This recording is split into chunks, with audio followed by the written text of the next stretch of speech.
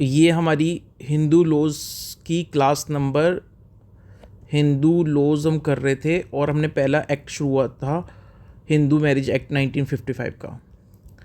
अब इस एक्ट की ये हमारी क्लास नंबर 5 है।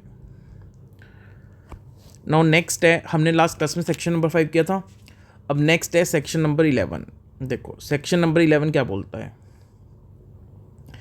सेक्शन नंबर 11 बोलता है कि भाई अगर सेक्शन नंबर 5 की कंडीशन नंबर 1 या कंडीशन नंबर 4 या कंडीशन नंबर 5 इनमें से कोई भी कंडीशन वायलेट होती है, अगर सेक्शन नंबर 5 की सबसेक्शन 1 की, सबसेक्शन 4 की या सबसेक्शन 5 की, यानी सेक्शन 5 क्लोज 1 क्लोज 4 क्लोज 5, अगर ये कंडीशन ब्रीच होती हैं, ये कंडीशन वायलेट होती हैं, तो जो मैरिज है उसको नल एंड वॉइड माना जाएगा। मैरिज क्या मानी जाएगी? नल एंड वॉइड मानी जाएगी फ्रॉम द वेरी बिगनिंग, यानी स्टार्टिंग से ही वो मैरिज नल मानी जाएगी, वॉइड मानी जाएगी।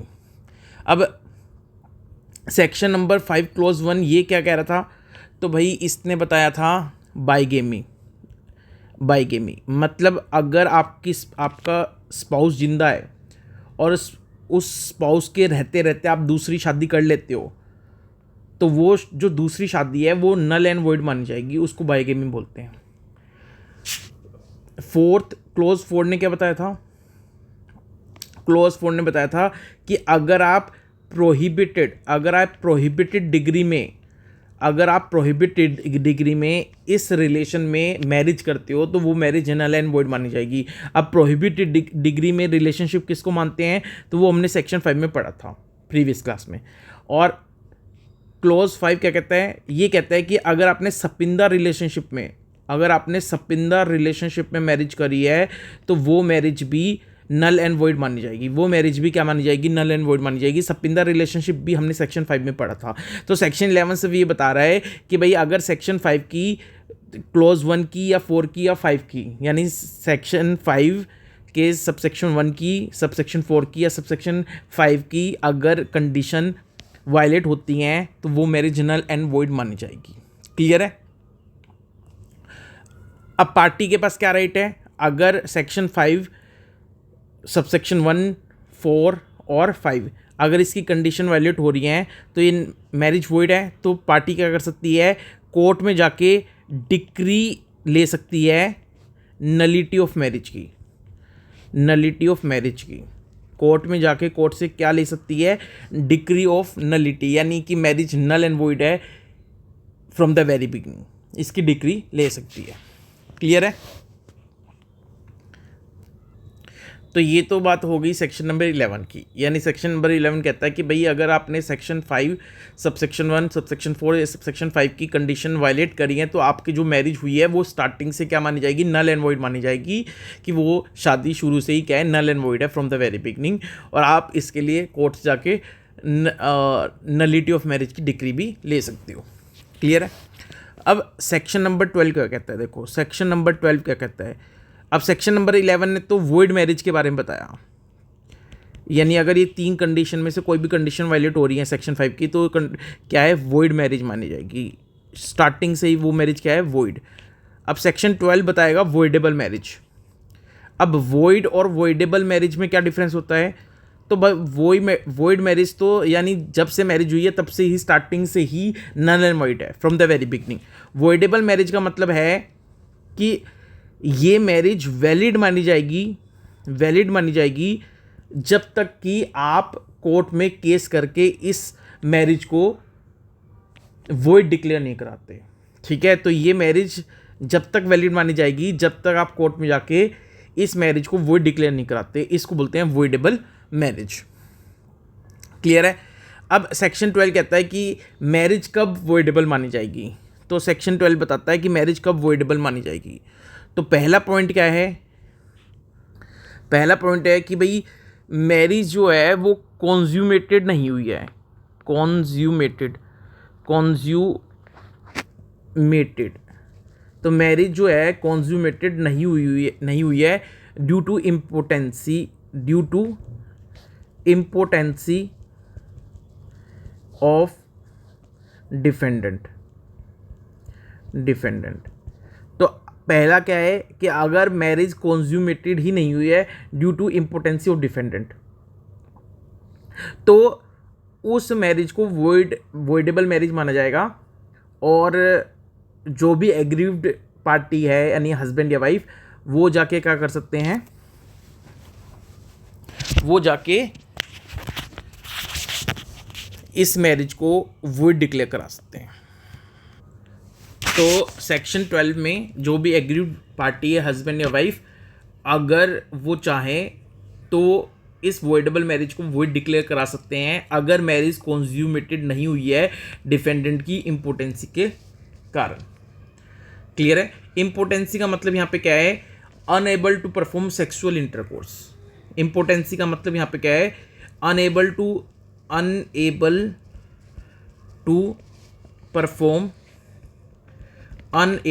Perform sexual intercourse, unable to perform sexual intercourse. Clear है?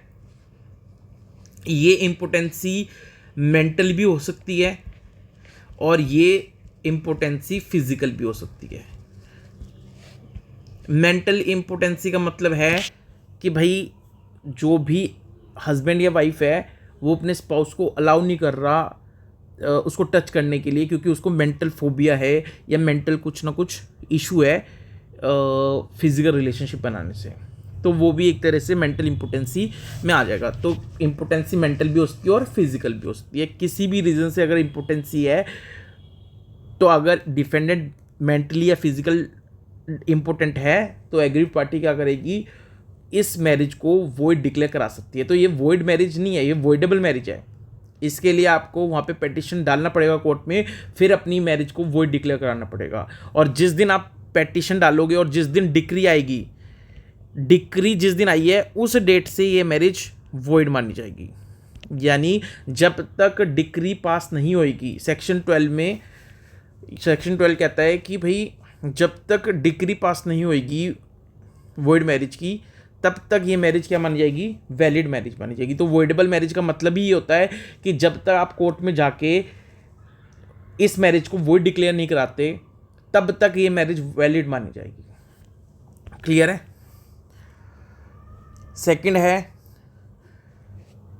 सेकंड है कॉन्ट्रावेंशन ऑफ सेक्शन 5 सबसेक्शन 2।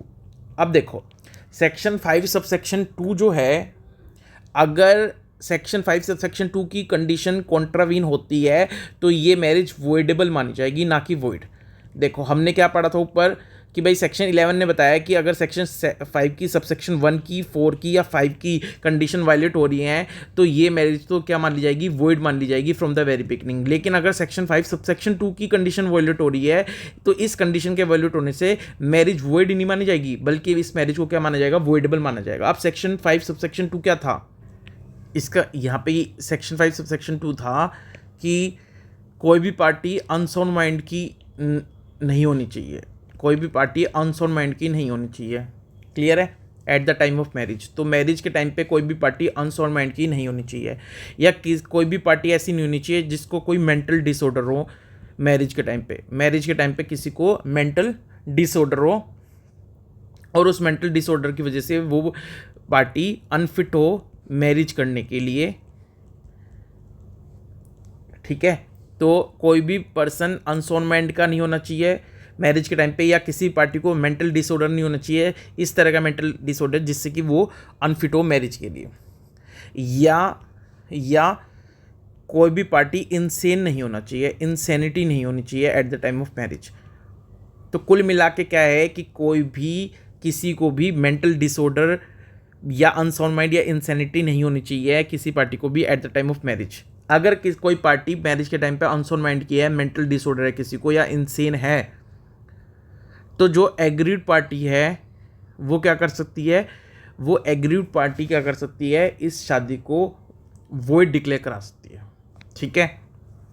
यानी ए और बी के बीच में अगर मैरिज हो गई और ए जो है ये कौन है, ये इंसेन है मैरिज के टाइम पे, तो मैरिज के टाइम पे मिस्टर ए इंसेन है। अब बी को ये बात पता लगती है कि मिस्टर ए इंसेन है। अब बी और ए की शादी तो हो गई और बी को बाद में पता लगा कि ये जो ए है ये इनसेन है, शादी के टाइम से इनसेन है और अभी भी इनसेन है, तो अब बी क्या कर सकता है, बी ये शादी वॉइडेबल मैरिज है, तो बी चाहे तो इस शादी को कंटिन्यू कर ले, या बी चाहे तो कोर्ट में जाके और इस शादी को वॉइड डिक्लेयर करवा ले। ठीक है, तो भाई सेक्शन 5 सबसेक्शन 2 क्या कहता है कि दोनों पार्टी साउंड माइंड की होनी चाहिए, किसी को भी मेंटल डिसऑर्डर नहीं होना चाहिए और इंसेन नहीं होनी चाहिए शादी के टाइम पे ही। सेक्शन 5 सबसेक्शन 2 की कंडीशन है, अगर ये कंडीशन ब्रीच होती है तो ये शादी वॉइडेबल मानी जाएगी, यानी जो एग्रीड पार्टी है वो जाके कोर्ट में पेटिशन फाइल करके इस शादी को वॉइड डिक्लेयर करा सकता है। क्लियर है, तो ये सेक्शन 12 की दूसरी कंडीशन थी। तो सेक्शन 12 की पहली कंडीशन कि अगर इम्पोर्टेंसी ऑफ डिफेंडेंट के कारण ये मैरिज कंज्यूमेटेड नहीं हुई है तो ये शादी वॉइडेबल मैरिज है। अगर सेक्शन 5 सबसेक्शन 2 की कंडीशन वायलेट हो रही है तो भी ये शादी क्या मानी जाएगी, ये शादी वॉइडेबल मैरिज मानी जाएगी। आगे तीसरा पॉइंट क्या है, तीसरा है कि अगर जो पेटिशनर है, अगर पेटिशनर की जो कंसेंट है या पेटिशनर का जो गार्जियन है उनकी जो कंसेंट है, तो पेटिशनर की कंसेंट या पेटिशनर के गार्जियन की जो कंसेंट है शादी के लिए, वो आपने कैसे ली है, फ्रॉड से ली है या फोर्स से ली है। क्लियर है, यानी अगर पेटिशनर मेजर है तो उस पेटिशनर की खुद की कंसेंट, या पेटिशनर माइनर है तो उसके गार्जियन की कंसेंट लेनी पड़ती है। तो अगर पेटिशनर मेजर है तो उसकी खुद की कंसेंट, या पेटिशनर माइनर है तो उसके गार्जियन की कंसेंट आपने यानी अपोजिट पार्टी ने फ्रॉड से या फोर्स से ली है, तो भी ये मैरिज वॉइड नहीं है, ये मैरिज क्या है, वॉइडेबल है। क्या है, वॉइडेबल। एग्रीड पार्टी कोर्ट में जाके इस मैरिज को वॉइड डिक्लेयर करा सकती है, तो ये वॉइडेबल मैरिज है, वॉइड नहीं है। लेकिन अब इसमें एक बात ध्यान रखनी है कि भाई जब पार्टी को पता लगा कि भाई जो दूसरी पार्टी है उसने फ्रॉड किया था, ये डिस्कवर हो गया, फ्रॉड क्या हो गया, डिस्कवर हो गया, या जो फोर्स अप्लाई की थी अपोजिट पार्टी ने अब वो फोर्स स्टॉप हो गई, is the force ceases to stop, यानी जो फोर्स लगाई थी अब वो फोर्स इफेक्टिव नहीं है, जो उन्होंने फोर्सफुली शादी करवाई थी अब वो फोर्स इफेक्ट में नहीं है, तो जो अपोजिट पार्टी ने फ्रॉड किया था वो डिस्कवर हो गया, या अपोजिट पार्टी ने जो फोर्स अप्लाई की थी वो अब स्टॉप हो गई है, वो फोर्स अब नहीं रही। तो उसके बाद भी अगर पेटिशनर डिफेंडेंट के साथ रह रहा है, तो फिर वो इस ग्राउंड पर कि भाई मेरी कंसेंट या मेरी गार्जियन कंसेंट फ्रॉड से या फोर्स से ली गई थी, इस ग्राउंड पर वो पेटिशन फाइल नहीं कर सकता मैरिज को वॉइड डिक्लेयर करवाने के लिए। क्लियर है। दूसरी बात ये है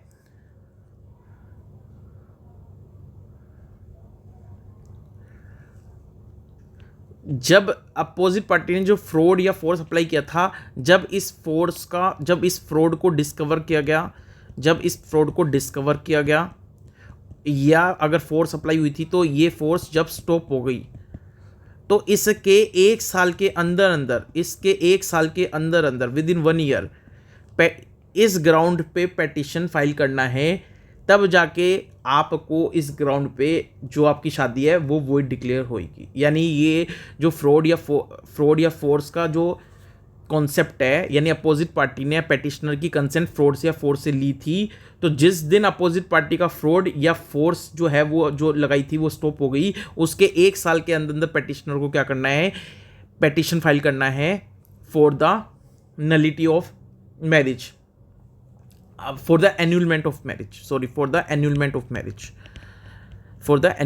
मैरिज, यानी इस मैरिज को एन्यूल कराने के लिए, वॉइड डिक्लेयर कराने के लिए, कैंसिल कराने के लिए 1 साल के अंदर पेटिशनर को पेटिशन फाइल करना है। तो आई रिपीट, अगर पेटिशनर या उसके गार्जियन की कंसेंट फोर्स या फ्रॉड से ली गई थी, तो जिस दिन फ्रॉड का पता लगा या जिस दिन जो फोर्स है वो अब रिमूव हो गई है, उसके बाद पेटिशनर अपोजिट पार्टी के साथ नहीं रह रहा, पहली कंडीशन तो ये। और जिस दिन फ्रॉड का पता लगा या जिस दिन फोर्स रिमूव हो गई उसके 1 साल के अंदर अंदर पेटिशनर ने पेटिशन डाल दिया for the cancelment of marriage, for the annulment of marriage, तब जाके इस ग्राउंड पे आपकी जो मैरिज है उसको वॉइड डिक्लेयर करा जा सकता है, कैंसिल करा जा सकता है। और नेक्स्ट जो है 4th पॉइंट सेक्शन 4 में कि अगर जो रिस्पोंडेंट है, अब रिस्पोंडेंट यहाँ पे सिर्फ वाइफ की बात हो रही है, रिस्पोंडेंट कौन होती है यहाँ पे, वाइफ होती है 4th पॉइंट में। तो अगर रिस्पोंडेंट प्रेग्नेंट थी, कब, at the time of marriage, अगर रिस्पोंडेंट प्रेग्नेंट थी at the time of marriage, तो इस ग्राउंड पे भी जो हस्बैंड है जो वो एनुलमेंट ऑफ मैरिज के लिए, कैंसिलमेंट ऑफ मैरिज के लिए पेटिशन फाइल कर सकता है। अब इस ग्राउंड पे पेटिशन कितने दिन के अंदर फाइल करना है, तो जिस दिन मैरिज हुई है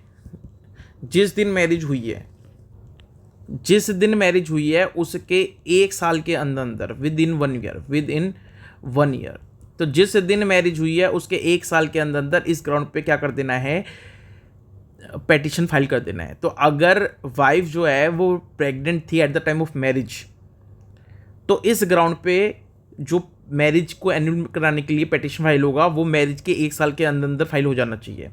प्लस में दूसरी कंडीशन ये है कि जिस दिन ये फैक्ट डिस्कवर हुआ कि जो वाइफ थी वो प्रेग्नेंट थी at the time of marriage, तो फिर क्या होना चाहिए, इस फैक्ट के डिस्कवर होने के बाद there should not be marital intercourse,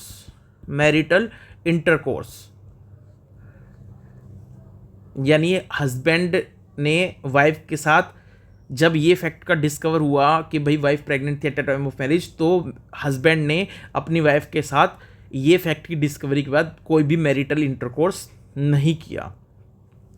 marital intercourse का मतलब है ना तो सेक्सुअल इंटरकोर्स किया, ना उसके साथ रह रहा, यानी सेम रूम में सो रहा, अलग रूम में सो रहा है, या कैसे भी मतलब उसके साथ कोहैबिटेशन नहीं कर रहा और कोई सेक्सुअल रिलेशनशिप नहीं हुआ। जिस दिन ये फैक्टर डिस्कवर हुआ कि वाइफ जो है प्रेग्नेंट थी at the time of marriage, उसके बाद कोई भी मैरिटल इंटरकोर्स नहीं हुआ है, तो इस ग्राउंड पे भी पेटिशन फाइल हो सकता है for the annulment of marriage. ये सेक्शन 12 बता रहा है।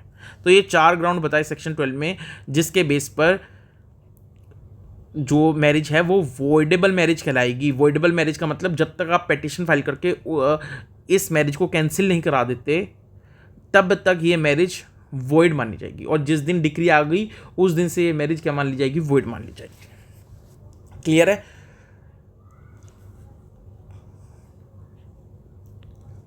अच्छा, अब इसमें ये जो लास्ट पॉइंट था, रिस्पोंडेंट जो वाइफ है प्रेग्नेंट है at the time of marriage, इस ग्राउंड पर जो हस्बैंड है वो कि मैरिज को कैंसिल करने के लिए पेटिशन फाइल कर सकता है। तो मैरिज के 1 साल के अंदर पेटिशन फाइल होना चाहिए, और जिस दिन ये फैक्ट डिस्कवर हुआ कि वाइफ प्रेग्नेंट थी at the time of marriage, उसके बाद हस्बैंड ने वाइफ के साथ कोई भी मैरिटल इंटरकोर्स नहीं रखा। इसका मतलब एक बात इसमें और भी है कि भाई जो पेटिशनर था, हस्बैंड था, वो इग्नोरेंट था, यानी वो इग्नोरेंट था इस बात से, इस फैक्ट से कि जो वाइफ है वो प्रेग्नेंट है at the time of marriage. तो हस्बैंड को ये बात प्रूव करनी पड़ेगी कि हस्बैंड जो था वो इग्नोरेंट था इस बात से कि भाई वाइफ जो है वो प्रेग्नेंट थी at the time of marriage, ये बात उसको नहीं पता थी हस्बैंड को। क्लियर है? तो ये था आपका section number 11 and section number 12। तो सेक्शन नंबर 11 बात करता है कि कब मैरिज वॉइड मानी जाएगी, और सेक्शन 12 बात करता है कब मैरिज वॉइडेबल मानी जाएगी। ठीक है? तो ये थी हमारी हिंदू लॉज में हिंदू मैरिज एक्ट 1955 की क्लास नंबर 5।